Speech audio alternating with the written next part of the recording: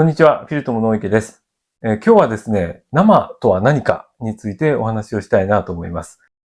まず、食品でしたらですね、生というのはイメージしやすいですよね。新鮮な栄養成分がたくさん入っているであるとか、そのビタミンが豊富に入っているとかですね。まあ、スキンケアでもですね、それは同じです。加熱によって失われやすい成分を肌に届けることができると。ただ、そうなんですけど、スキンケアとか化粧品で今まで生っていうのはなかったですよね。ビタミンを入れたりとか、タンパク質をですね、配合したりというのはもちろんあったんですけれども、それは、どちらかというと生というよりも科学的に合成された成分を配合するパターンですよね。ですから、食品でいうところのサプリに近いんじゃないかなと思います。ただ、最近になってですね、論文で複合体という言葉がよく紹介されるようになってきました。リンゴに含まれるビタミン C がですね、調べていくと非常に吸収が早かったんですね。どういうことかというとですね、その科学的に合成されたビタミン C というのは、単体のアスコルビン酸ですけれども、リンゴに含まれるビタミン C というのは、アミノ酸とか脂肪酸と緩やかに結合して複合体を作ってたんです。で、それが人間の体に、合ってるんでしょう。吸収が早いんですよね。で、これはですね、母牛が作る生乳の中に含まれるセラミドも同じだったんです。セラミドの場合はですね、今度はタンパク質とか多糖類と緩やかに結合して複合体を作って、それが子牛の吸収を助けてたんですね。で、これはですね、やっぱりそのスキンケアに応用しない手はありませんし、あと私たちが生の食材を食べた時に体の調子が整うのは、どうやら栄養成分の活性だけが原因ではなさそうで、そういった吸収を助けたり、あとは、これは私勝手に想像してるんですけれども、体の中でその活性成分が働く時の働き方にもうまく助けてたんじゃないかなと思うんですね。ただ、複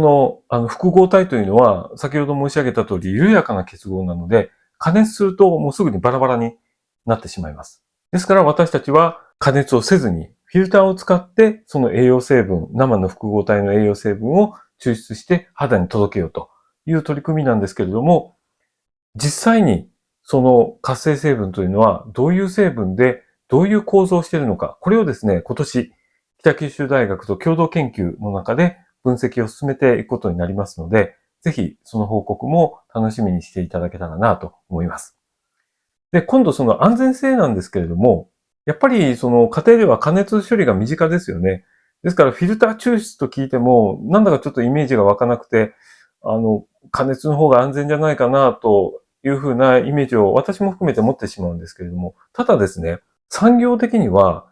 工程管理、そして品質管理をしっかりすればですね、特に液体の場合はフィルターの方がすごく安心感があるんです。例えばステーキですね。そういったものを鉄板で焼く加熱処理を考えると、中まで確認することできないですよね。そういう食肉のステーキの加熱の殺菌率というのは1万分の1と言われています。ところが今度液体をですね、フィルター処理する場合、液体というのは余すところなくすべてフィルターを通すことができるので、殺菌率で言うと100万分の1と言われています。しかも、液体の場合はフィルター通った後に、混ざりますよね、すべて。ですからどこかをサンプリングして、ちゃんと菌検査をすれば、全体の殺菌率も確認することができます。そういう意味で、先ほど申し上げた通り、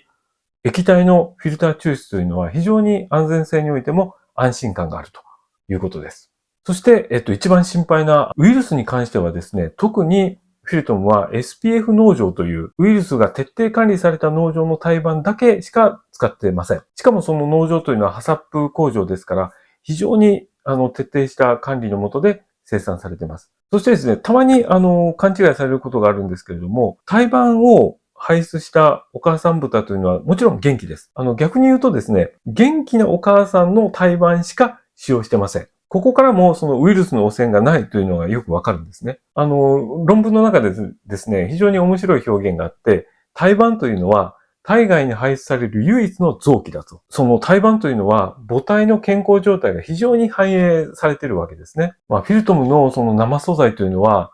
日本の生素材の製造技術の粋を極めた製造工程ですので、これから自信を持ってですね、世界中に提案していきたいなと思ってます。